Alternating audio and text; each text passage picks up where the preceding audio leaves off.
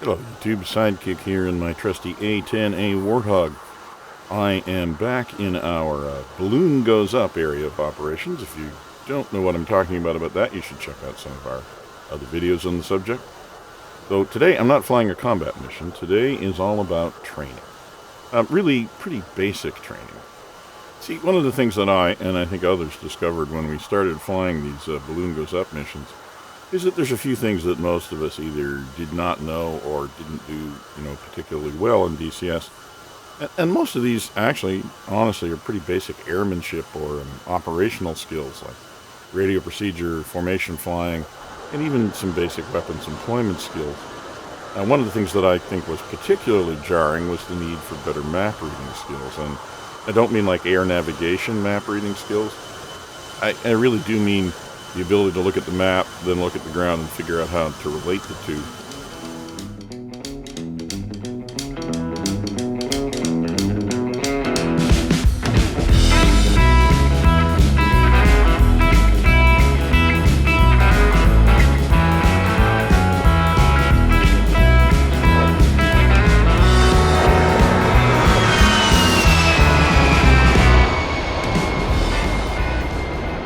There's a few reasons why this, I think, becomes clear when you're flying the A-10 in its native environment.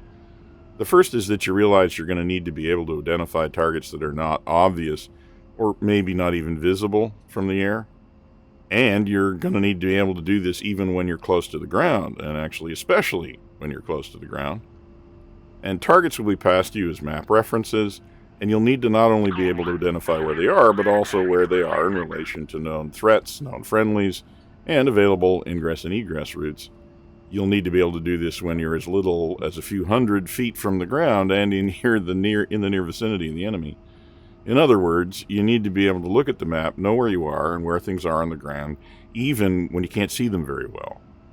Now, this is easier in the A-10 than in a lot of jets because the A-10 was designed to make this easy. But it's still something that takes practice. In particular, it takes practice in DCS because it's one of those things that combat pilots would have learned and known from their basic flying and even their basic military training, for which there are really very few equivalents in the world of DCS. Now, I'll point out to you that this is a skill that is near and dear to my heart, and that's because I spent more than a decade as an active reserve officer in the Royal Canadian Artillery. Reading a map and a clock were probably the two most important skills for the dashing young artillery officer of the 1980s and 90s.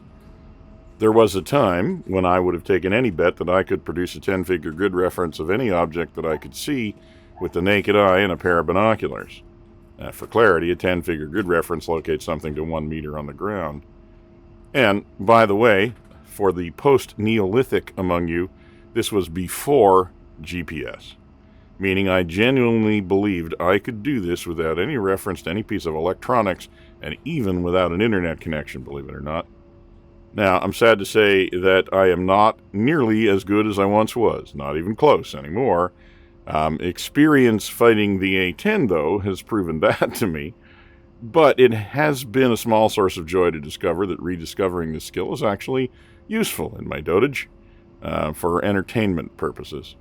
All of which is to say that improving these skills has become one of my many soapboxes, a topic on which I am content to hold forth whenever and wherever possible. So, I thought maybe it would be a good idea to stop bothering my friends and bother you, my loyal YouTube viewers, instead.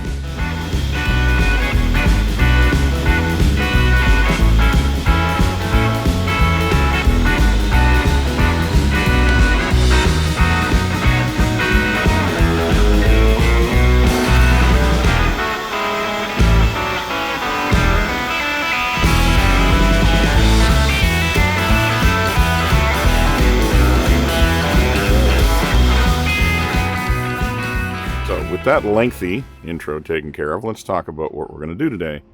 I'm going to show you a new mission that I have built and which is available on my Discord. Link is in the description. The mission is set in the balloon goes up area of operations, but it's actually set up as a bombing range that uses the target impact tracking script. Basically, what I've done here is to set up a series of target reference points as targets in the target impact tracking script. These target reference points are not marked on the map in any way unless you want them to be. I mean, they're not marked on the ground in any way unless you want them to be. With that in mind, there's a number of ways to use the mission. I'm going to go through a few here. While I get out to the area, though, let's talk about the fine art of map reading. Okay, let me start with a disclaimer that this is not by any means a formal course in map reading, and any of those of you who are more current in the art may well find that there are things I miss or misrepresent. Please feel free to enlighten all of us with your constructive comments if you have any, and you have something to contribute. The first skill that I think you need, at least the first one that I was taught, is how to orient yourself on a map. Now, orienting yourself on a map basically means figure out what you're looking at, or at least figure out what direction you're looking in. This is essential to being able to relate what you're looking at to what you see on the map. You need to know what is ahead of you, what's to your left, what's to your right. Now, this is an issue in DCS because you can't actually really do it because of the way maps are handled in DCS. Whether you use the F10 map or the kneeboard, you will always be looking at a map that is oriented north up, meaning north is at the top of the map. And what you really want is to be able to turn the map so that forward is up, meaning the top of the map is the direction you're facing. This can't be done in DCS, unless, of course, you're facing north. So you just have to do it with mental gymnastics. You need to look at your heading and make sure you know what direction you are facing on the map. Here's a small digression for you. If you're going to read the map to the fidelity needed for these exercises, you're probably going to need the F10 map. I have included a kneeboard file in the mission that has screenshots of the F10 map, but genuinely, the maps normally provided in the kneeboard are just insufficient for the purposes of really doing precision map reading. And I understand that might be an issue for some players, but in the Balloon Goes Up universe, all cues on the F10 map are turned off, so it's not a cheat to use it. Okay, so the reason why the map orientation matters is that in order to find yourself on the map, you pretty much have to start from somewhere you know you are, and then follow your progress. You either need to start right from takeoff or from a very well-known and obvious landmark, and then you have to kind of incrementally update your position as you fly. This is not possible if you don't keep track of which way you're going and what you should expect to see out of the cockpit. So, assuming you've gotten yourself oriented and located, what information can you use from the map and how do you use it? Well, I think the first thing you need to learn to do is to visualize the shape of the ground based on the map. In other words, you need to learn how to read contour lines. Unless the ground is quite flat, the shape of the ground will be the thing that's pretty much most obvious to you, at least when you're flying close to it, which is, or should be kind of obvious, I guess. So you really need to be able to relate the two-dimensional markings on any map to the three-dimensional shapes out the window. I'm not going to bother to going over all the details here, but you really do need to learn how to see the contours as presented on the F10 alt map, because it's all you got. You need to be able to see those on the ground outside your window. And you really need to be able to read the contours carefully, because it's often the small features and their relative placement to one another that really help you to determine what you're looking at. There are lots of broad wooded ridges on the map, but many of them have very distinct features, such as tiny pointy hills or sharp bare ridges. You have to be able to spot and recognize these features and their relationship to one another to literally find your way in the world. And what I mean by features is really anything on the surface of the ground that's recorded on your map and which can be identified out the window. In DCS, these are typically things like roads or rivers, wooded areas, and buildings. You'll typically recognize them by their shape, but there are challenges with this. First of all, perspective matters. The map shows what they look like when you're looking at them from the top down, but most of the time you're not doing that in an A10 at least. You're looking at them from the side, at least if you're doing it hog style. So you need to use a bit of 3D spatial reasoning. For me, I find that it helps to look for multiple shapes and notice their relative placement. Is there a woods in that bend of the river? Is there a set of buildings at that crossroads? It helps, again, at least for me, to label these sorts of things in terms of what that mean something to you. A windy river becomes the snake. A wide bend in the river becomes the Big Bend. A pair of rounded hilltops becomes Dolly Parton. Well, at least it always did in my day.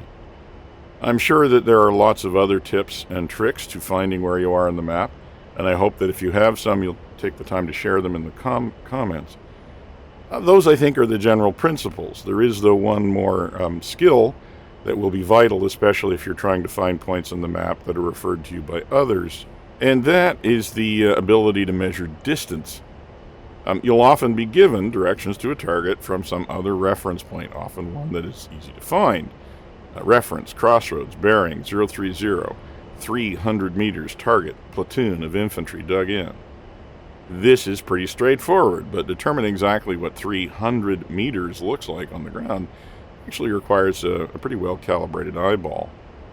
This is a challenge because as your altitude and viewing angle change, your perception of distance does as well. So one way to work around the challenge is to develop what I'd call yardsticks, based on features on the map. If you know that two bridges are 200 meters apart, then you know what 200 meters looks like. If you know that where the road enters the wood line is 1.2 kilometers from where it exited the town, then, combine this with your bridge yardstick, and it'll give you a good idea of, where anything is between 1 kilometer and 1.5 kilometers apart. You get the picture. And the point is to establish a way of making measurements with your eyeballs. Eventually, when you do this enough, it becomes easier. Okay, one final note to make. Developing these skills requires you to spend time with the map before you fly. It just really does. You can't do this as you're flying, especially in an area that you haven't flown in before.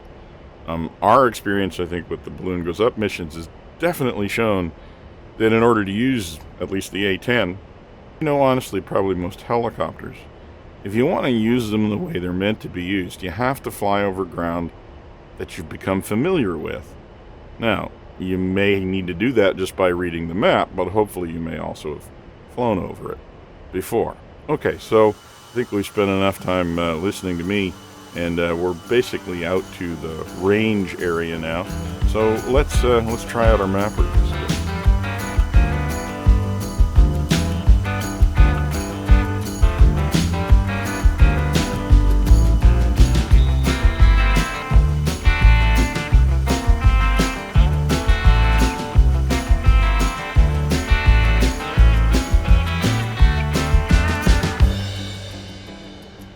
Okay, so here we are with our map board up, our knee board, taking a look at the area that we're coming into. If you're not aware, we're coming up on what is labeled as reference point Charlie on that map. And I'm going to just fly a little bit farther along here, and then maybe I'm going to pause it, and I'm going to show you how I find something like that on the map using some landmarks, some features. So maybe I'll pause it right about there. Let me grab a larger version of the knee board here, and let me turn it so it's properly oriented. And so we're looking for reference point Charlie. So you can see that there's some pretty obvious landmarks. You can see the town on the far side. You can see this sort of circle or bowl of woods, but we need to find something a little more specific to find Charlie. So if you look at Charlie, you can see that it's placed between two lines of trees. And actually, if you look down on the ground, you can see that that's a fairly obvious feature. You've got sort of a little snake of trees here and a little curve or a little crescent of trees here. Well, right in between there is reference point Charlie. And so we've now identified where the reference point is on the ground by using the local features. Now, as I said, there is a target down there. It's not actually anything physical, but there is a point on the map that we will be measured against if we try to drop a bomb on it. So let's do this again. Let's take a look at target reference point Delta. And again, it is located between two fairly obvious features. Let's just freeze it there. So I'll bring up the knee board again and rotate it so we're roughly oriented so we see what we're looking at. And you can see that in the foreground, there's a little finger of woods that is below and to the right, the way we're looking, of Delta. And then on the far side of Delta, there's another larger wood line. And so those are these two features here, obviously, on the ground when we're looking at it. So now we have successfully identified about where Delta is. Now, we got to judge where it is in the middle of that gap, but it's pretty obvious about where it is on the ground if somebody gave us a location with respect to target reference point delta, we'd know at least where to start measuring from. Okay, that just about does it for the west side of the area of operations, the southwest side. Let's roll tape a little bit forward here, and now we're coming around the other side of the AO. The map's almost oriented correctly now because we're flying almost north. You can see the big features of the town with the flames in the middle of it, obviously. And there's a big set of woods there that trail down into the valley and then up towards the ridge. And if you look at the contours, that will make sense. And you can see that there's a couple of targets. We've got Echo back there. We've got Gulf. And we've got Bravo just off the north end of town between 2 points of woods there. We're going to go over those. We're going to engage those targets, and we'll talk a little bit more about how to find them when we do that. But now let's just actually get to work here. So we're going to go after the first target, target reference point alpha. I call it the 3 trees because if you look at it very closely on the map, you'll see, and it's hard to see in this level of magnification, but you'll see that it's actually right in the middle of the 3 trees that are down there that are kind of at the head of the trees in the valley. So having identified where the target point is, even though there is nothing on the ground to identify it other than the map point that we've picked, which is right in the middle of those 3 trees. Now we're going to use that as the target, and we're going to do our very best to drop something on it. So we're going to roll in, put the lift vector to target, pull up as quickly as we can, get the flight path vector over the target, a little bit above the target, and wait until we're right in the middle of the 3 trees.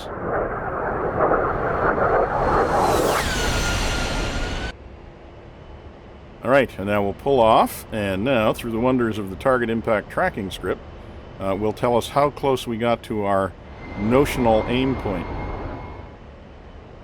our notional target point. It looked to me like we're probably a little back, a little left from where I think it is on the map, but we'll see how close we got. Target impact tracking script will tell us that here momentarily. There we go. Okay, it looks like we were, yes, we were definitely a little short, and it was about 40 meters off the target, which, given that it's a completely unmarked target, not too bad. It's partly, I think, our aim point was a little off, and partly our pickle was a little off. It was a very shallow dive, which is not an accurate way to drop bombs. So, not bad overall, especially for a target that we literally could not see. Do notice I dropped 2 bombs, and I only wanted to drop 1. So as we come around here, I'm going to get myself, I got myself sorted out, so now I'm going to drop singles. So I think we've gone after the 3 trees, so I don't think we need to do that again. It has the benefit of being a fairly easily identifiable mark. So let's go try and bomb something that's a little bit harder to localize.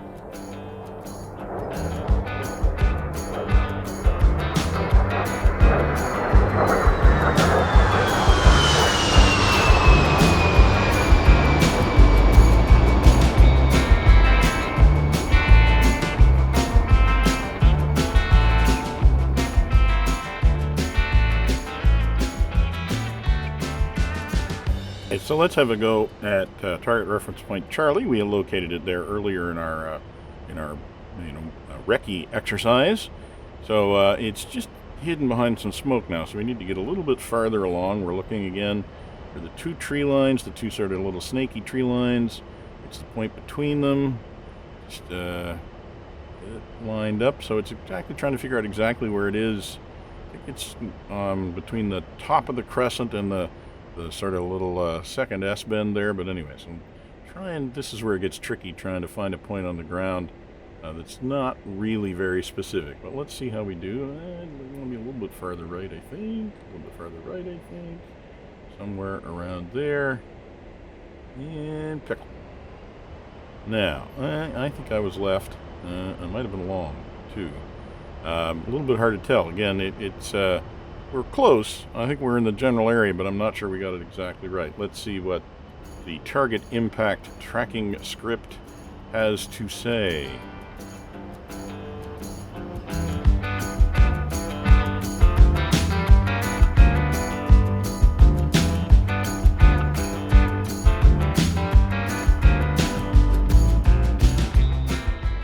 Okay, well, there's the tail of the tape. Not a great drop. But let's move on here and let's explore a little bit more of the functionality of the target impact tracking script. So far, we've just been picking targets that we wanted to bomb, trying to find them on the ground. But what we can also do is turn this into a bit more of a test. We can actually have the target impact tracking script assign us a target and then actually have to try and find the target that it picks. So let me show you how you do that with the F10 menu. You have to go a couple of levels deep.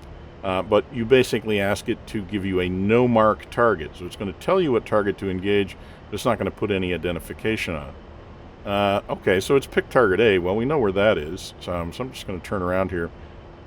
You know, actually, in point of fact, I think that one's actually a little bit too easy.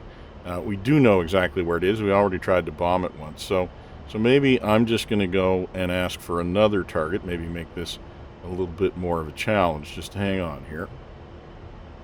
Okay, back up to the F10 menu, back to the range, back to the designation menu. Okay, this time. All right, so it's given us target Echo, which is quite a bit more of a challenge.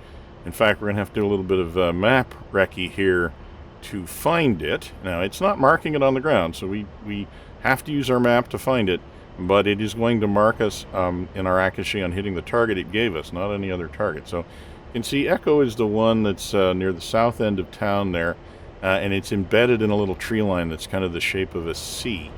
The trick is figuring out exactly where in that tree line we should be aiming for, and I don't even think I can see it on the map board map here, so I'm just going to come around a little bit farther and get this turn sorted out, and then I'm actually going to bring up the F10 map so I can zoom in enough to actually see exactly where the target is in that tree line. Okay, now that we're leveling out, I can bring up F10, and I got to find it here.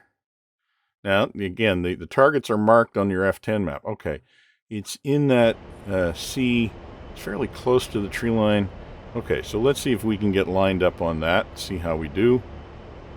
Again, this is going to be a pretty shallow dive, so that's not making it any easier to be accurate. But, you know, we're just practicing today. So, okay, that's where the target is. Let's see if we can get close to that. Roll in slowly here. Yeah, it's going to be a very shallow dive for a low drag bomb. Not making the process of pickling accurately any easier. But that's not our biggest problem. I think trying to figure out where the target is our bigger problem. How am I doing? Having to go by memory from what was on the map. And right about there. Okay, let's pull off and let's wait and see what the target impact tracking script has to say. And then after we do this one, okay, there's where the bomb landed. After we do this one, we'll look at a way of getting the script to actually mark a target for us.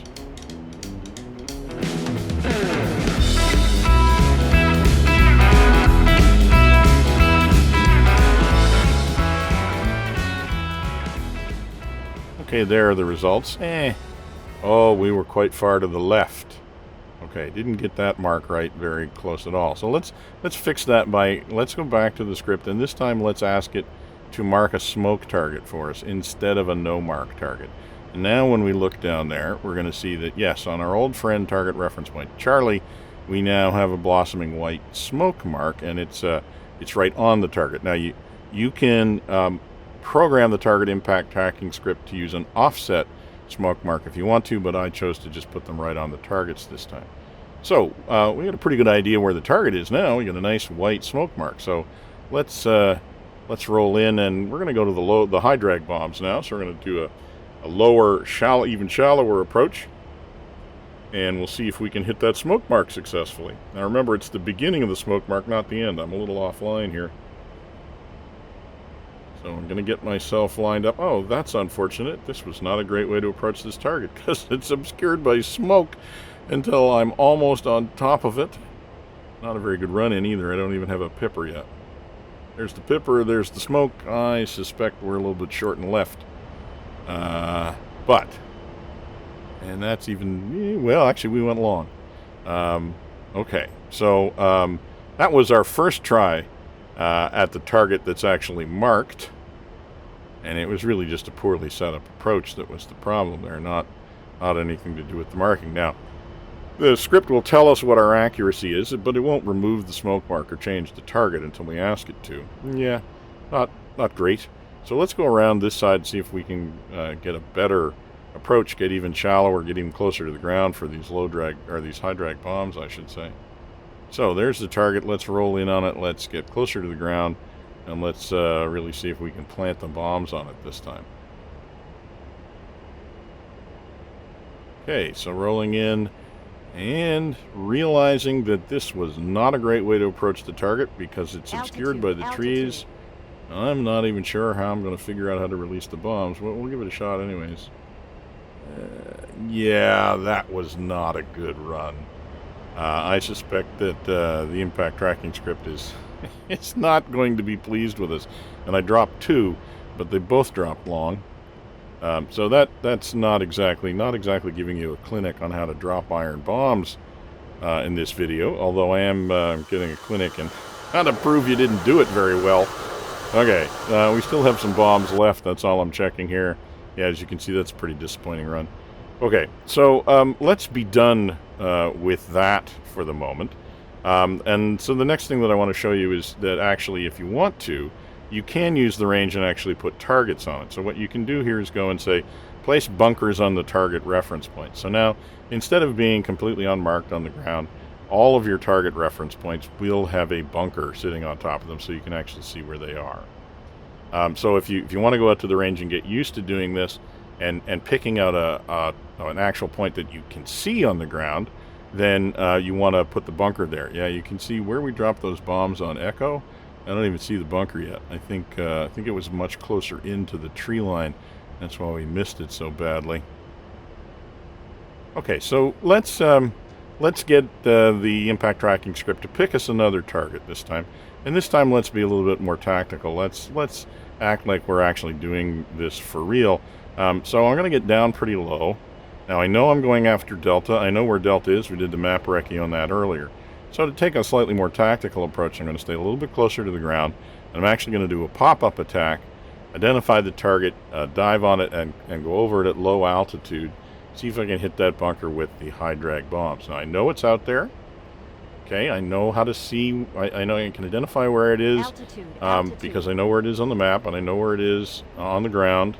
So we're going to stay low until I think I'm about right, because it's down this line of trees, right down the line of fires there. It's right around where the cockpit, where the canopy is. And okay, so now we're going to pull up through the smoke.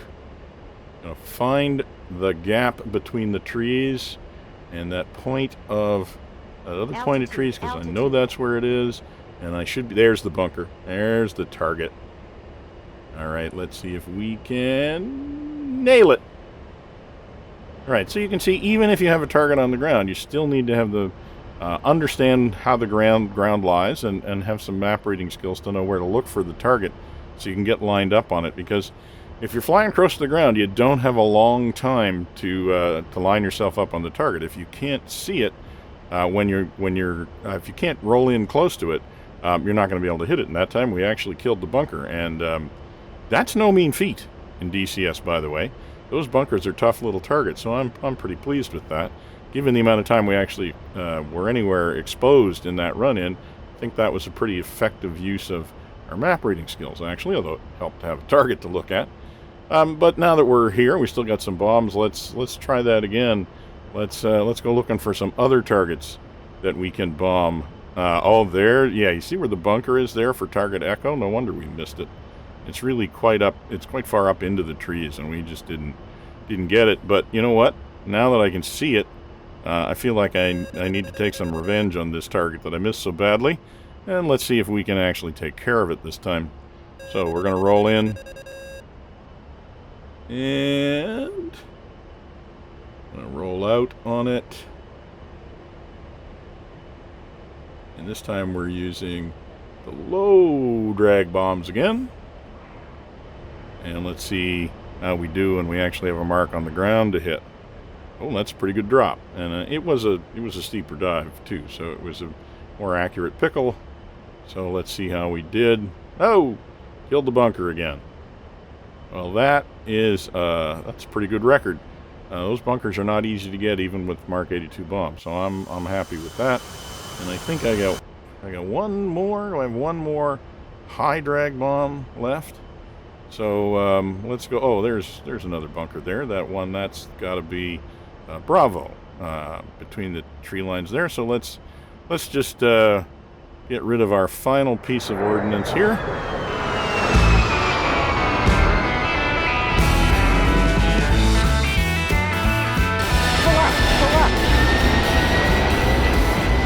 Pull up. And we nailed it. Oh, and again, I lied. That wasn't a high drag bomb. That was a low drag bomb. I dropped the high drags in multiples there, so I had low drags left.